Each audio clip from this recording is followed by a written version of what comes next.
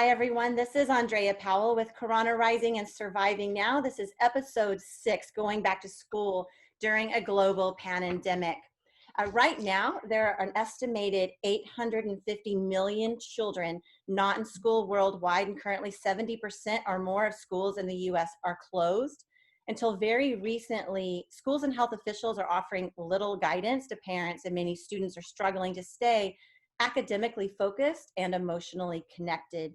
Most schools have been closed since mid-March, and many, including here in the nation's capital where Karana Rising is housed, are ending early. Kindergartners, not known for their ability to concentrate, have been learning virtually for hours. High school students are worried about whether virtual learning is doing their academic service and if they'll be able to get into the universities that they want to, should those universities be open at all. Parents, especially single parents and parents who themselves are struggling with unemployment, previous traumas such as trafficking or intimate partner violence, are being asked to choose if they want to teach their children, find or keep jobs, or simply just try to survive at home. And there's no right answer. Parents everywhere are wondering what will happen this summer and fall. Children are struggling to recreate that sense of social learning, while many people are talking about academics and talking about the impact of health. What we're not often hearing about is the fact that social distancing and virtual learning, while necessities in many ways for our health, are creating a whole new culture and generation of trauma. The CDC school reopening guidelines, while focused on the physical health of students and communities, does not take into account the devastating emotional toll on children and, frankly, parents that these recommendations have. Any form of returning back to school involves a risk toward infection for children and their caretakers. Staying home and learning virtually, either in full or in part, creates further chaos for struggling parents and social isolation for children. As youth homelessness rises and parents struggle, the reality that children will be at risk toward online predators and traffickers is like never before. Today, we speak to Jenny Buccos, a multi-award-winning director and producer. She is the founder of the Project Explorer, educational non-for-profit, a multimedia education strategist, and an agent for global citizenship. And in full disclosure, Jenny and I are personal friends, and I have enjoyed working with her professionally on Project Explorer. And to just add a bit of testament to that, I almost never do anything unless it's related to the field of anti-trafficking, but was so compelled by Jenny's work that I wanted to be a contributor. We're also speaking to Liz Kimbel, Karana Rising's co-founder and director of programs. She's also a survivor and the mother of 2 awesome, creative, wild kids who I totally love. So we have a very diverse set of experiences here today. Jenny, why don't you take a moment to introduce yourself? Thanks for inviting me to be part of this. I'm Jenny Buccos. As you said, I'm the founder of ProjectExplorer.org. For 17 years, we have created smart content for curious kids to make sure that kids grow up understanding the world beyond their community, no matter how they define that community. And to date, all of that content has been completely free to anyone, anywhere. Excellent. And Liz, take a moment to introduce yourself. Hi, I'm Liz Kimbel. I'm the program director for Karana Rising, and I am the mother of 2 wild children. I've been in the anti-trafficking field for about 7 to 8 years now, and I am currently working with Andrea to provide engaging and financially free products to empower young survivors. And I am currently staying at home with those 2 children while we're navigating this new world. Thank you, Liz. And I just can't say enough, as one parent to another, that I respect trying to find that balance and trying to figure out what that looks like. Jenny, I just want to dive straight in. You created content that I can personally say is the most engaging and fun content I can find for my own child, as well as children who I know, many of whom are the children of survivors of trafficking and exploitation, and are struggling to connect to their kids while navigating some of the PTSD that comes with social isolation. You have a really unique vision for education and why we need to supplement what children are learning in school. So tell us more about that vision and why it's more important now than ever before. So our vision, well, my vision from the start has always been using stories to reinforce what we learn. And I'll just, on a personal note, like I can remember every story I've ever seen on The Simpsons. So, there's like a 10% of my brain is carved out for things I've seen in TV and movies. And I think that's what like Sesame Street and Mr. Rogers and everything else on PBS Kids has done so brilliantly.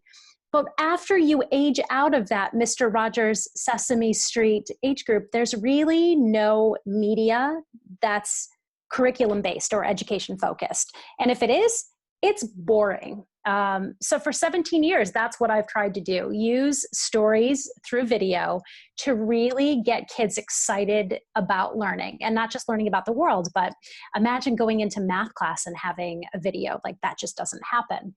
We provide that kind of content. Why it's so important now.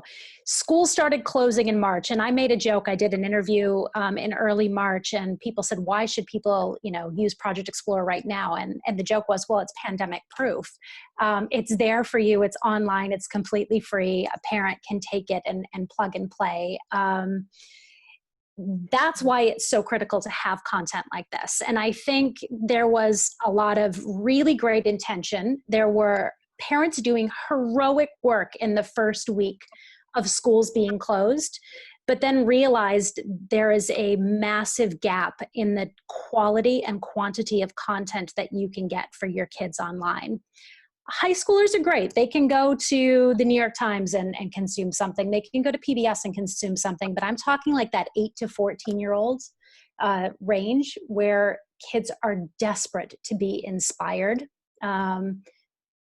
So that's why it's important right now. And I completely. I hope that answers your question. I could talk about this for like days. It does. I remember one video I watched recently with a little girl who's important to me, and it was about the tortoise.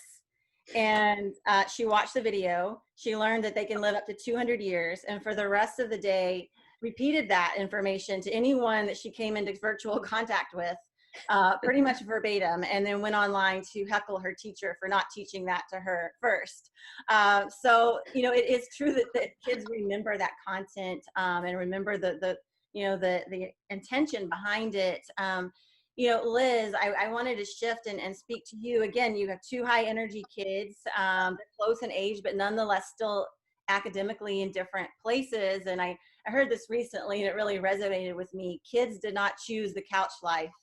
The couch life has chosen them. And so but that's not naturally how a kid's supposed to be. So as a mom of these two kids, how are you making by, and what does life look like for you and your kids during this time of lockdown and virtual learning? Yeah, so actually I was just thinking after Jenny mentioned children, eating up information and needing it so badly. My favorite thing is when my son will be 9 in a week, and he comes running down the stairs and he'll go, "Mom, did you know?" And then he spits out whatever he learned, and he's so articulate and he's so interested and so driven to tell me about it. And then he runs back upstairs to learn more. And the topic may be completely boring to me, but he is eating it up, and I love seeing that in him. And I hope that never goes away. So the better the content is, the more comfortable I am with him learning. And so I'm so thankful for people like Jenny who are putting out really good content for my children during this pandemic. So at the beginning, it was really difficult because my depression and my PTSD were like flaring out of control. And all I could think is, if I have to participate in my children's education right now, I'm not sure I can. And so we figured out their Zoom schedules and we figured out their homework loads. And I said, you guys can do what you can do, but don't feel like it's the end of the world if you don't participate. And so my children have kind of paced themselves responsibly, because children are capable of that. And they participate in their Zoom classes without my participation whatsoever. They participate in their homework without my participation whatsoever. And to be quite honest, I'm ready to call it and just start summer break. I think that it's beautiful outside. My children should be playing. Yesterday, my daughter spent 8 hours outside digging in the dirt with her friend for the first time in months.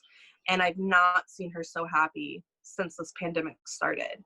And so, yeah, I feel like the better the content, if they're going to be online, the more comfortable I am with it. But I've just learned to let our family find a good medium and not force them to take in content or to just take in anything that their bodies and minds can't handle.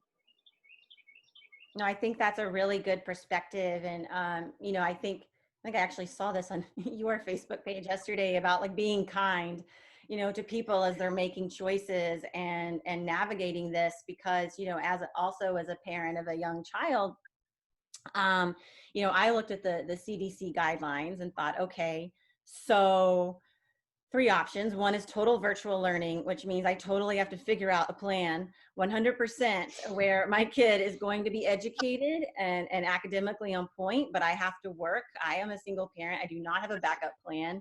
I have to find, you know, ways to make a living. And once again, you know, my daughter is going to be in first grade. She is not known for self-direction at this point. Although she loves learning, and her favorite part of the day is getting to talk to her teacher every morning, because that's just about as exciting as life gets for her socially right now. But, you know, thinking about, well, would she be back in class 1 day a week, 2 days a week? There'd be all these partitions. There would be like masks and gloves, and you can't look at each other, and watch out for partlets, and you can't play on the playground, and you have to eat your lunch in the classroom, and only one teacher. And like, my goodness, like, this is not built for a child her age. This is, I know we're all trying to do the best we can, but these guidelines are leaving, for me as a parent, and I think I'm hearing this from other single parents as well, a giant gaping hole where reality should be. So Jenny, what do you think, as someone who's in the education field and looking at this from a different perspective, what do you think of the CDC guidelines at this point? I mean, I think it should be said the CDC guidelines are just that. They're guidelines. And when we spoke preparing for this, I really tried to dig into like what the CDC was recommending. And there are actually 2 sets. There's this is what you have to do to reopen. Like, do you have a plan in place for high-risk students? Do you have a plan in place if teachers need time off outside of their policies? That side of it, I think, is brilliant. That's absolutely brilliant. The things like you can only bring in lunch and you have to eat lunch in the classroom, that should be said, those are just guidelines. Nobody has said this is what has to happen.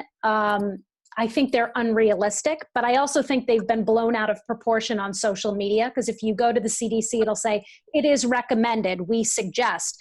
And those words like recommended and suggest have been removed from social media. So I think a lot of people are starting to panic that this is absolutely the blueprint for what school is going to look like.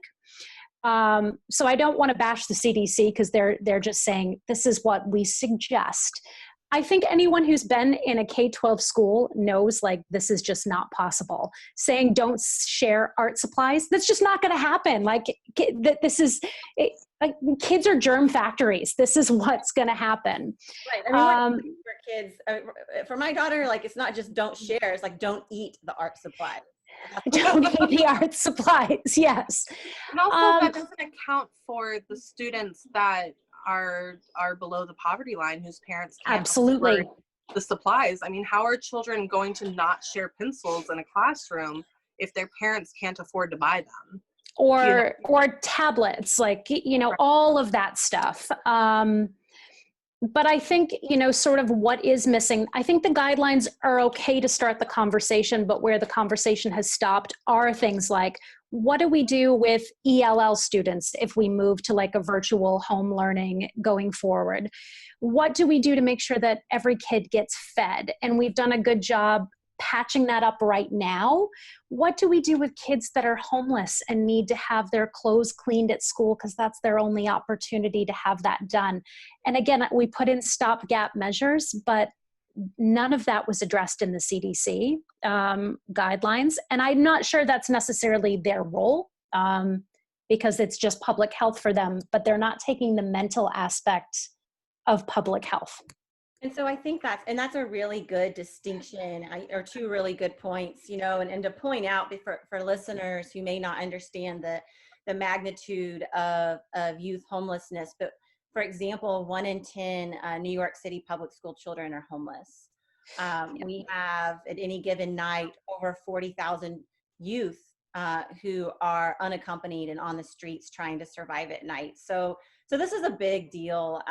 You know, as a small nonprofit such as Karana Rising, we received a really small grant from the Schuster and Family Foundation to hand out tablets and organize food, because a lot of parents, especially of younger kids, it's really kind of impossible to go wait in those lines and go to those stores, and their kids are just too little to understand social distancing. And so that, you know, we were getting calls from survivors who needed those tablets so their kids could learn online, or needed to find alternative ways to get access to food because they were relying on that school lunch and frankly on that school breakfast. I don't know what the current statistic is, but not that long ago here in the District of Columbia, over 40% of children went to school every day without breakfast and relied upon that breakfast, and parents relied upon that consistency. And I think that's another thing that people often don't realize about kids. I've worked a lot with kids, and all of us have, but kids actually crave structure and actually crave consistency. And so when there's an absence of that, or if you're a parent who can't provide that because of your trauma, because of your PTSD, or because of the fact that you're trying to still work and you're yourself frustrated with the lack of consistency, it can be, you know, really challenging. Liz, what has been, and I know this is a very intense question, but what has been some of the emotional toll on your kids during the last few months, during social isolation and not being able to be in school? Yeah, so fortunately for us, my husband has been considered an essential employee throughout the whole thing. And so we haven't struggled financially, thank goodness. And therefore we haven't struggled with groceries, or my children and I needing to go stand in those lines to receive food. But at the same time, my children, you know, growing up with a mom with the mental health issues that I have, growing up with me is its own trauma, probably. And so being at home 24/7 with that has worn them down. You know, it's caused them to have to figure out what they need and how to provide that emotionally, unless I'm emotionally available to them, which isn't 100% of the time, to be honest. I think about how terrible this would have been on me and my siblings had it happened when I was growing up, because we grew up in poverty. My mother was emotionally unavailable 100% of the time. We would have starved. We would have been just so traumatized by the experience.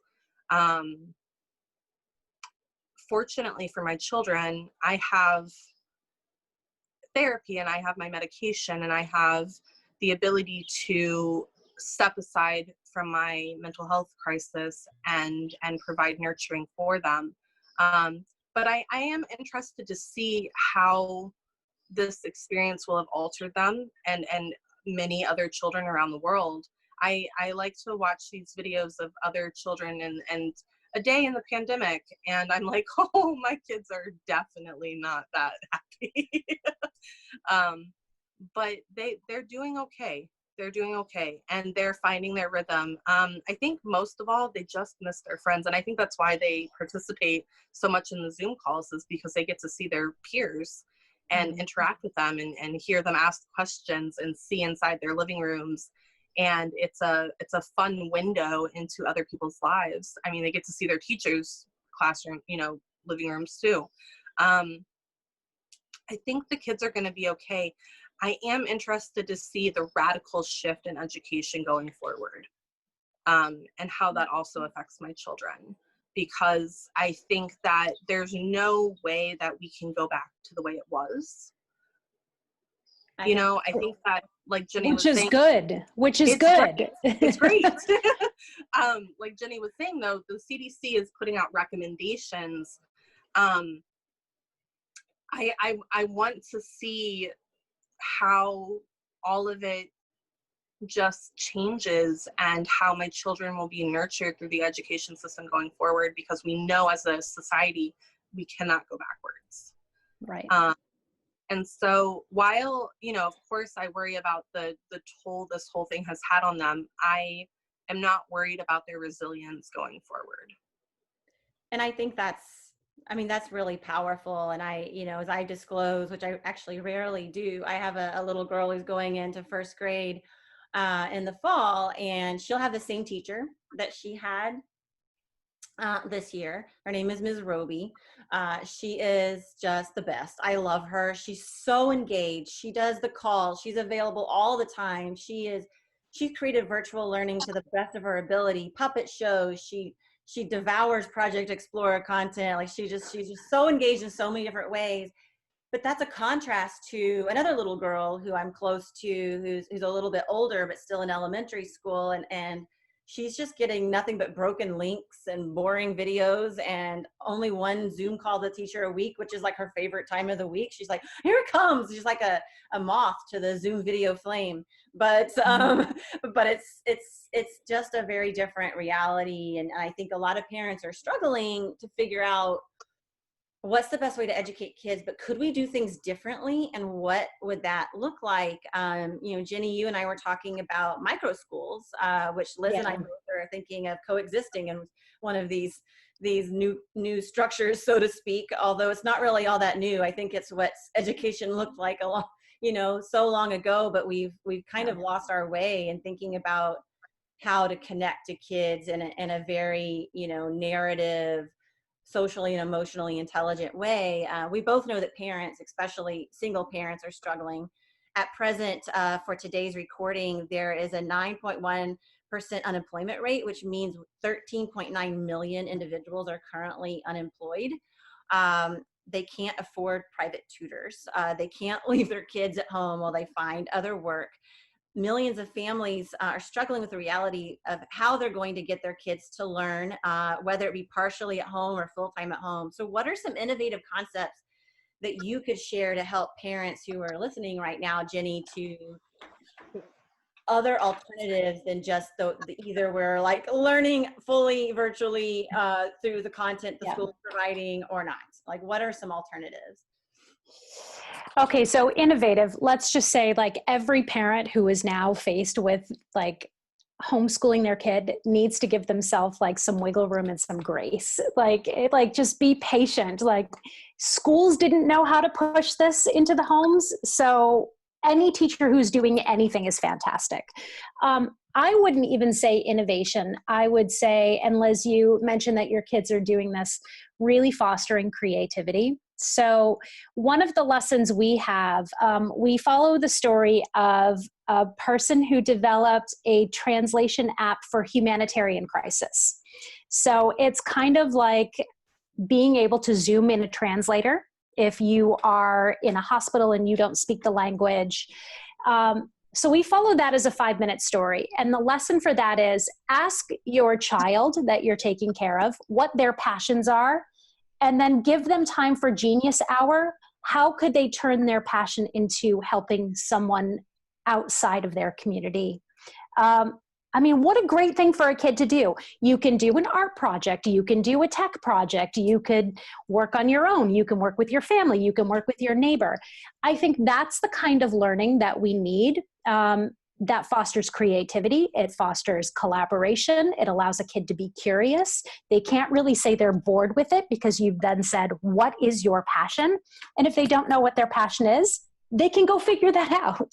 So I think that's really where we need to be going with education. It's don't worry so much learning by rote, but how can we teach kids to be creative? And how can we teach kids to be critical thinkers? And how can we teach kids kindness and compassion and understanding? So that's where I'd like to see, wherever the model takes us, if it's full back to classroom, if it's blending, if it's all virtual, that's what I'd like to see.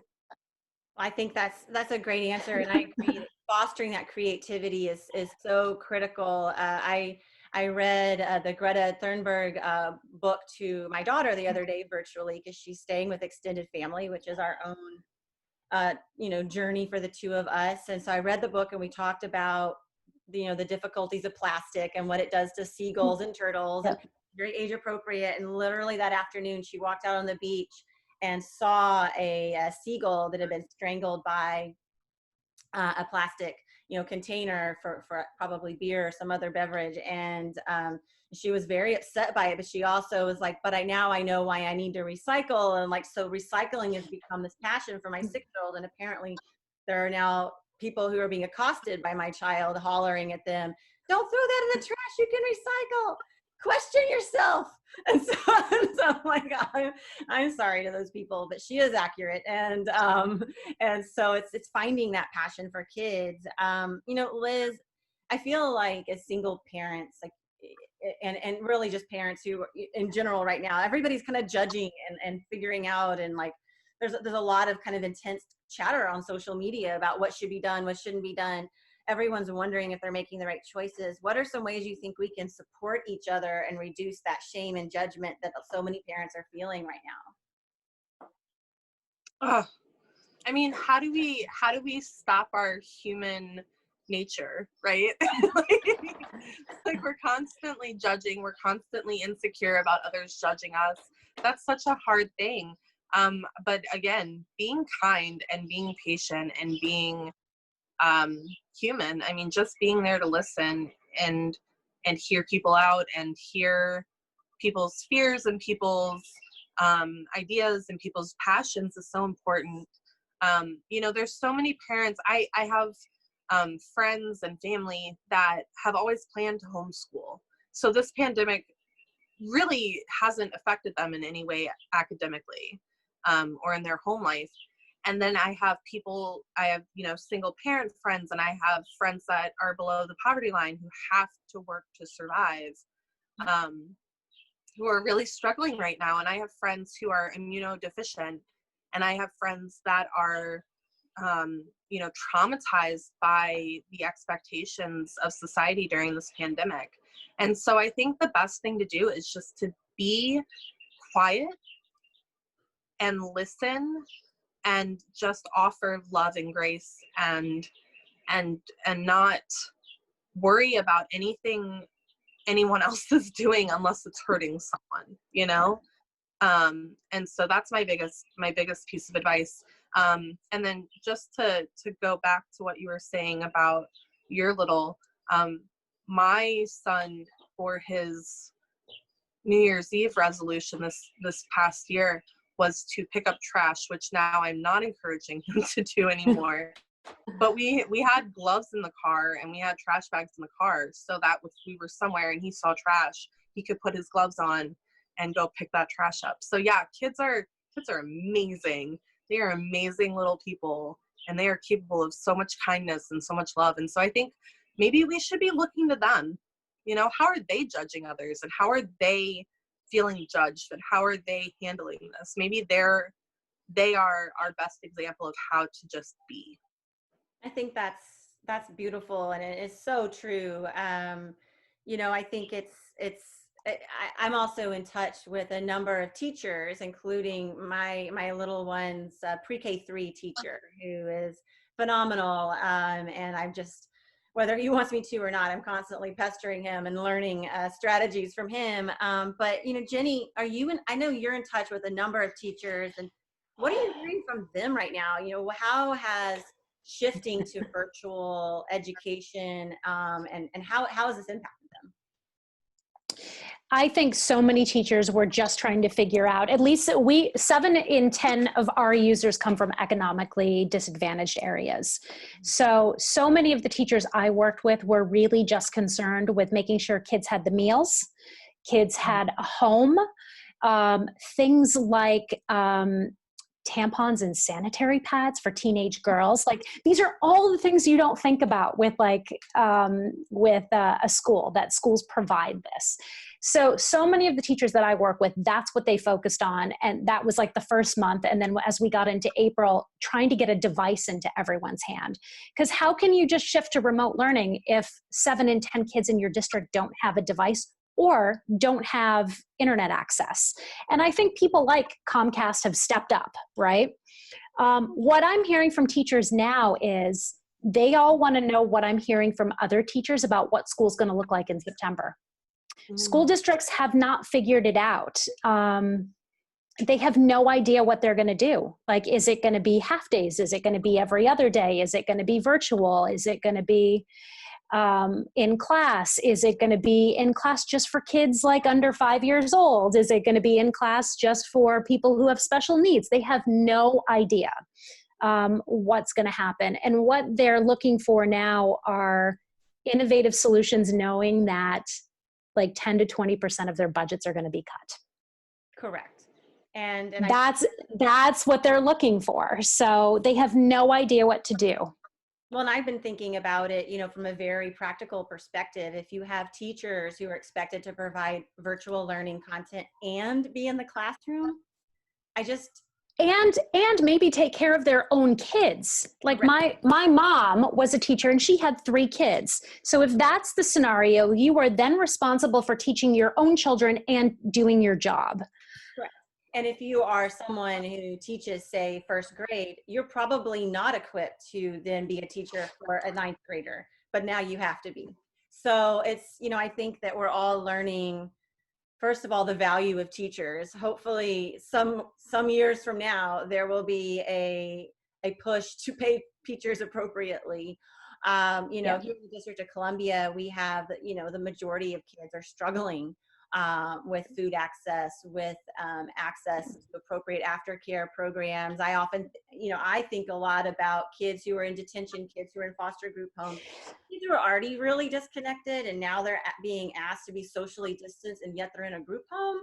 And that group home population changes. Yeah. It's not like you move in and you graduate, blah, blah, blah. No, kids are constantly in flux. So you have, you know, a lot of, and schools are trying to figure that out as well. I work closely with the District of Columbia's public schools, and Liz does as well, educating kids about the dangers of trafficking, and thinking a lot about, you know, those types of things. But even for me emotionally, you know, I worry about other people's kids a lot, and from the start have been bothering anyone I knew that had good content such as yourself that I could get access to share with kids. But it's also about, like, how do you create that social circle of support? Liz, and we're getting close to the end of the show, but, you know, how has this experience changed how you've looked at your kids' education? Wow. It's altered my opinion about unschooling and homeschooling. I've always been a fan. Now I'm like pro. Because it's not that I don't trust the education system, and it's not that I don't trust that we can pull it together and make this work. It's that if we're going to be at home with our kids and we're going to be really in the thick of it with educating our children, I feel like now's a good time for each household to really take into stock what they want that to look like for their children, right? Because we all know that education is not one fits all. It is different for every single child. My son has ADHD and is on the spectrum and is medicated, and how he needs to be engaged is not how my 10-year-old needs to be engaged. I'm sorry, I have a very loud bird right next to me. So I'm like a Disney princess. Please have it fly over your head for editing purposes. Right? Fly by. So educating them, you know, at home looks different, and it looks different than what I expect for them in the classroom. And yet it looks as though each teacher is expected to do the exact same thing, just with different content right now. And that's where the radical shift needs to be happening. But going back to what was said earlier about, you know, supplies and food and internet and all of that, if I can provide all of that at home, or it can be provided for each family at home, I think that maybe now is a time where those homeschooling communities can really come up to the surface and be given an opportunity to be equal with the existing education system. That's what has really shifted for me, is really thinking about, not only is it the best choice, but is it something that I can do? Or is it something I could do with a co-op? You know, like we have discussed it, where we said, hey, we have several other friends who are all interested in this idea. Maybe we should be looking at doing a co-op if we don't feel comfortable with what the system puts in place next year.